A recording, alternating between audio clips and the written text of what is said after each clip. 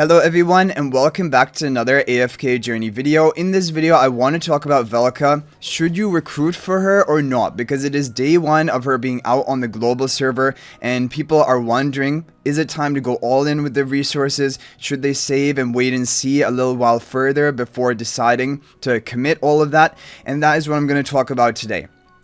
Now, I'm sure as you guys are aware, the best option is always to wait and see. No matter what hero comes out, no matter how broken they are, it is always better to see their performance in the next upcoming week, 10 days.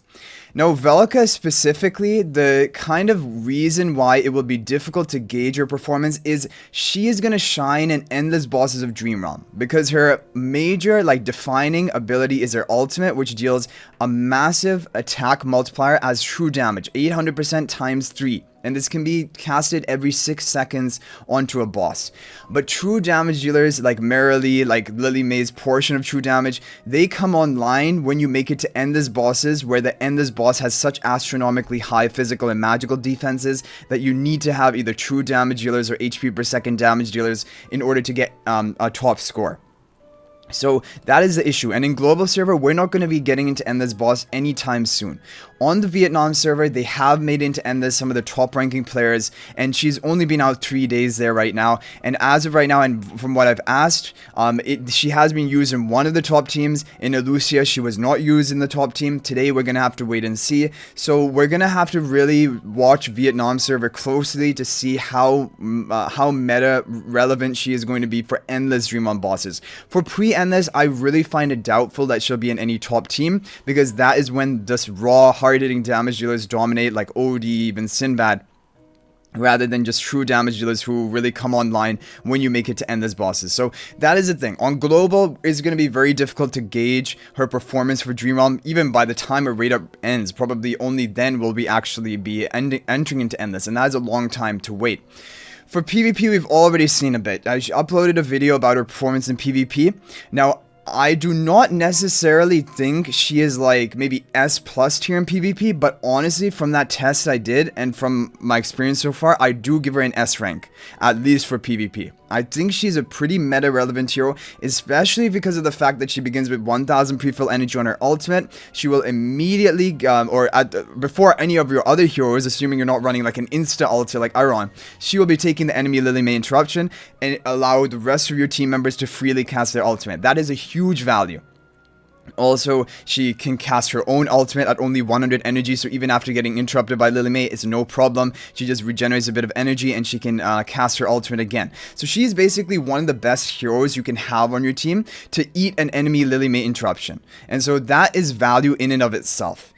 And then she has a shield at the beginning of the bat. She has permanent attack speed buff to your allies. Overall, she is looking pretty solid for PvP. Not necessarily Lily May tier. I still consider Lily May to be like the queen of PvP, higher priority than Valka as of right now. However, Valka is not bad for PvP. Definitely not. Better than I expected.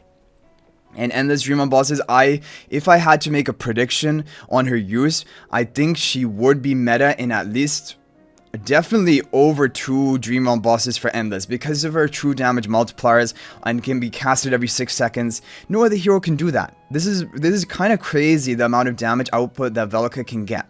And so I do not think it would be a mistake for you to recruit right now. If you had the resources at the ready, you want to recruit for her, you like her design, then I would say go for it. There's no reason to wait, because the other worst case scenario, let's say there's another hero that comes out that's even more meta relevant for your account. You have one swap ticket per season that you can use, right? So even if it turns out that Valka is not the most meta relevant A-level hero this season, you can swap it.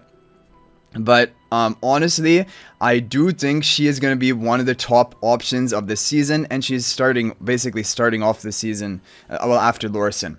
So I think that if you have the resources, you can go ahead and begin pulling for her. I find it very unlikely you're ever going to regret that decision.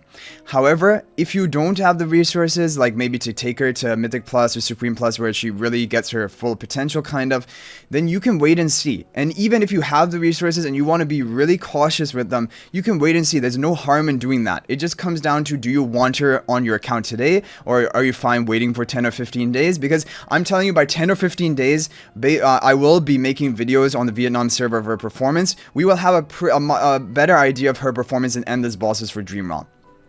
But if I had to make a guess, I do think she's going to be even more meta relevant than Harak, which is sad, because Harak is a celestial Hypogean. We thought he was going to be the king of Endless Dream Realm bosses, but the sad fact and reality of the case is that he does really well in summoning bosses like Skyclops last season, in Necrodraken where you needed mobility heroes. This season, both of those have been removed. You have the Plague Creeper, and he's going to dominate in Plague Creeper. There's no question about it. The top team for Endless, and even pre-Endless right now, is using Harak in Plague Creeper. So he will continue to reign supreme over there. But for all of the other bosses, Harak has really fallen off. And that is kind of... so I think Valka is going to be more relevant even than Harak, which is crazy to think about because it's an A-level hero. Now, people are saying, has Lily May been Powercrept? This, again, the thing about Lily May is gradually, even without Valka being released, Lily May has been falling out of the meta for Dream Realm. If you take a look at the top Dream Realm boss teams, like for pre-Endless so far, Lily May is not using any of them. She's used as a budget team option, which is crazy because she was using the best like team option like maybe just last season, even pre-Endless. But things have changed so much. And for Endless, she was last season only using 3 out of the 8 Dream Realm bosses. And now, like, with all the other heroes we have, and now Valka also there, Lily May is really kind of falling out of favor for Dream Realm. So, Lily May is still amazing in PvP. Still, in my opinion, S+ tier, one of the top PvP heroes in the game. A hero you want to run on all of your regular arena defenses, because otherwise, people can just Iron combo you, and there's nothing you can do about it. So, Lily May is still a top tier PvP. She does something which no other hero in the game can do. She can even interrupt ultimates through Dunlinger's, like, order, which is crazy to me, honestly, even when I realized that, because it really, like, reduces the effectiveness of Dunlinger. But Lily May is a top tier hero, so there's no, basically, you should not feel at all upset if you've invested into Lily May, if you're Paragon upgrading Lily May, because she's still amazing for PvP. But it's just that for Dream Realm, Lily May is falling out of favor. But this happens. This is a game where every time new heroes come out, there's a potential for your older heroes to be less effective, and there is a kind of a short shelf life on older heroes. Other than, honestly, right now, it seems like the heroes which are the most future-proof are the ones which have really sort of unique characteristics making them dominant in PvP, like Lily May's interruption. I doubt that they're ever going to release another hero that can interrupt an ultimate like Lily May, but do it even better. Like, it would be like kind of unfathomable to think something like that would happen, because they would want to have a different mechanic, right? So until something really messes up with that Lily May mechanic, she is always going to be dominant in PvP and future-proof. But anyway, this video is not really, obviously, to talk about Lily May. It is about to talk to Valka. But my overall opinion about it is you can pull her right now. But at the same time, she's not going to do anything for your account by pulling her right now. You could have maybe a bit more fun trying things in PvP, but for like defenses, I don't necessarily think Valka is like super strong on defense. On offense, I think she is good into certain comps. She has good synergy, but she has uses, but I don't think she's a must-have for PvP. Like I said, I still think she's an S rank in PvP. She's not an S+ tier. But it's just an overall, basically, she's a well-rounded hero. She's not a bad hero. You will find some use for her. And then we come to the Dream Realm, which as of right now, getting Valka is not going to help you in Dream Realm up until we make it to Endless, most likely. And so you don't need to recruit for Dream Realm. It probably isn't going to help you, but we'll wait and see, because today we couldn't do any testing in Dream Realm because it's the last boss where melee heroes are not usable. But in the future, we're going to do more testing and we're gonna see it. But anyway, guys, I hope you enjoyed the video. Thank you for watching. Hopefully this gave you the answer you need about whether you should recruit for her or not. If you're thinking about Paragon upgrading her, honestly, right now, I don't, like, this is the thing. You can Paragon upgrade her, and you can always swap ticket her out for another strong PvP hero later in the season. So there's not really any harm of you doing that. But necessarily, like I said, because as of right now, I don't think she's S+ tier in PvP. I do think she's S tier. So, like, in terms of Paragon priority, I don't necessarily think she's, like, you have to Paragon upgrade her to as maximum as you can. I don't consider her that status. She's not like Lily May. And she's not even like Tassi, in my opinion, for PvP. who just carry the team on your back by upgrading them. But I think she's a solid like tech type of option to counter enemy Lily Mays. But anyway, guys, that is going to be it for this video. I hope you enjoyed it. If you have any other thoughts, you can share them in the comment section.